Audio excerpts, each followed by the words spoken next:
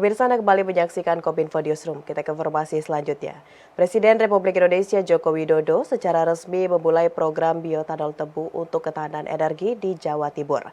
Presiden berharap Indonesia dapat mencapai target untuk bisa mandiri dalam ketahanan pangan, salah satunya dengan tidak lagi impor gula.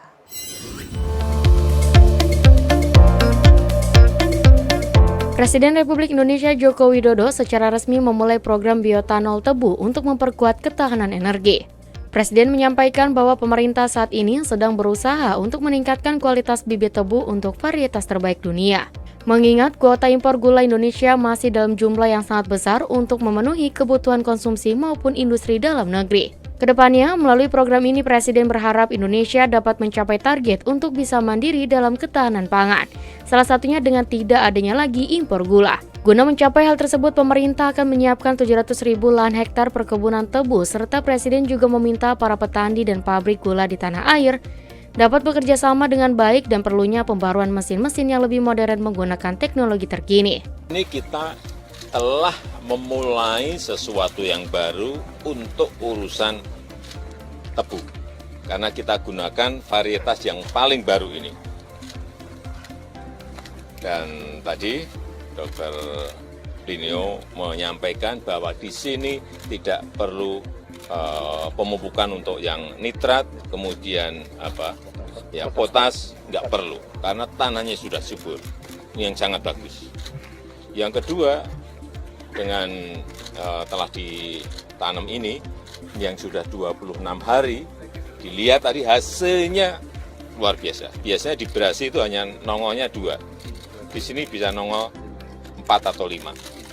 Ini juga sesuatu yang luar biasa, sehingga tadi disampaikan kalau kita betul-betul bisa menyiapkan 700.000 hektar, kita akan mandiri, kita akan swasembada gula dalam 5 tahun ke depan. Dan akan saya siapkan yang 700 itu. Sekarang baru dapat 180.000 hektar.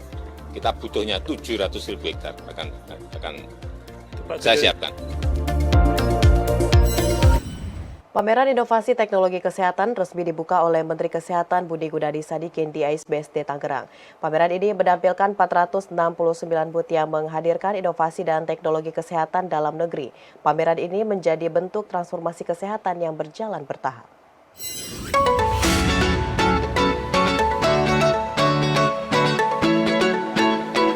Menteri Kesehatan Budi Gunadi Sadikin resmi membuka pameran inovasi teknologi kesehatan di AISBSD pada Kamis 3 November 2022. Pameran ini akan berlangsung selama 3 hari hingga tanggal 5 November mendatang. Dengan mengusung tema Bangkit Indonesiaku pada peringatan Hari Kesehatan Nasional ke-58, tema ini menggambarkan semangat kuat untuk terus berusaha agar segera pulih dan bangkit dari pandemi COVID-19. Pameran yang digelar oleh Kemenkes menampilkan 469 booth yang menggambarkan inovasi dan teknologi kesehatan karya anak bangsa.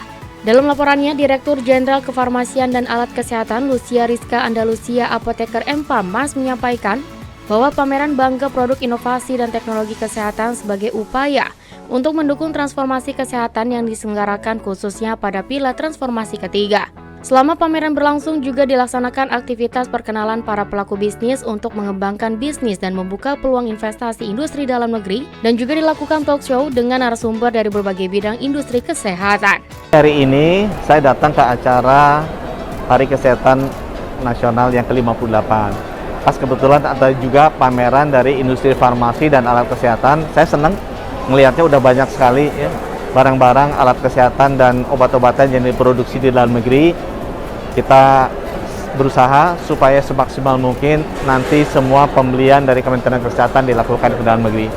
Biar lebih banyak lagi perusahaan yang berpartisipasi, lebih banyak lagi tenaga kerja yang bisa bekerja untuk industri ini, dan lebih banyak lagi masyarakat Indonesia bisa dapatkan akses obat-obatan dan alat kesehatan yang murah. Informasi lainnya, pemirsa, Otoritas Jasa Keuangan meluncurkan sarana informasi mobil literasi dan edukasi keuangan. Hal ini dilakukan untuk terus meningkatkan kegiatan edukasi dan sosialisasi masyarakat dalam mendorong perlindungan konsumen. Menindaklanjuti arahan Presiden Joko Widodo untuk mencapai tingkat inklusi keuangan sebesar 90% pada tahun 2024. Otoritas Jasa Keuangan melakukan perkembangan edukasi keuangan dan perlindungan konsumen melalui program edukasi dan perluasan akses keuangan.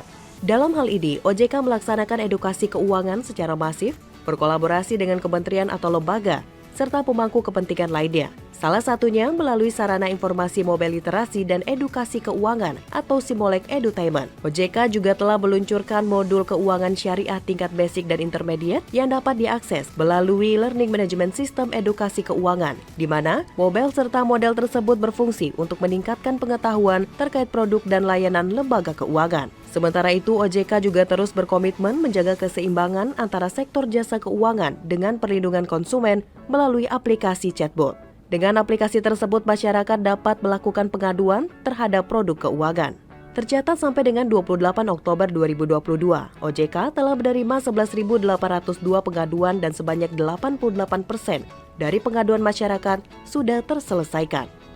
Di bidang edukasi dan perlindungan konsumen, OJK berkomitmen untuk terus mendekatkan konsumen dan masyarakat dengan produk keuangan melalui program edukasi dan perluasan akses keuangan untuk mencapai tingkat inklusi keuangan sebesar 90% pada tahun 2024 sesuai dengan arahan Bapak Presiden Republik Indonesia. Edukasi keuangan terus dilaksanakan secara masif melalui upaya kolaboratif bersama kementerian, lembaga dan pemangku kepentingan lainnya dan penguatan peran kantor OJK di daerah. Salah satunya melalui mobil sarana informasi mobil literasi dan edukasi keuangan atau Simolek Edutainment, yaitu mobil edukasi keuangan yang dikombinasikan dengan penyediaan hiburan kepada masyarakat. Selain itu, kami juga meluncurkan modul keuangan syariah tingkat basic dan intermediate yang dapat diakses melalui Learning Management System Edukasi Keuangan. Indonesia berkomitmen untuk selalu terbuka dalam hubungan eksternal dengan semua negara, termasuk meningkatkan kekuatan pertahanan dengan mengembangkan alutsista buatan dalam negeri. Untuk itu, pemerintah melalui Kementerian Pertahanan Republik Indonesia menggelar pameran alutsista dalam acara Indo Defense Expo and Forum 2022.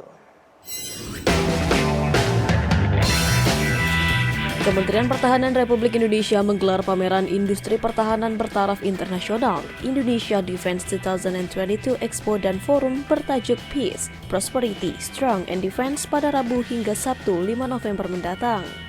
Selain acara utama berupa pameran internasional di G-Expo Kemayoran, Jakarta, hari ini dilaksanakan pameran aircraft display berlokasi di Pangkalan Angkatan Udara Halim Perdana Kusuma.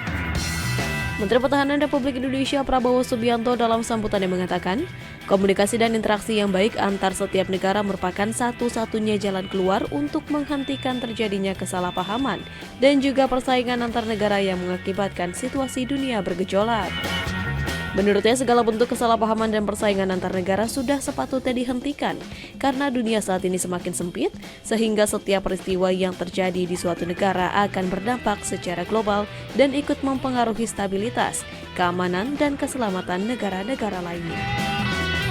Menhan Prabowo mencontohkan salah satu upaya untuk menghadirkan komunikasi dan interaksi yang baik antar negara dapat dilakukan melalui penyelenggaraan pertemuan atau forum internasional seperti Indo Defense Expo and Forum.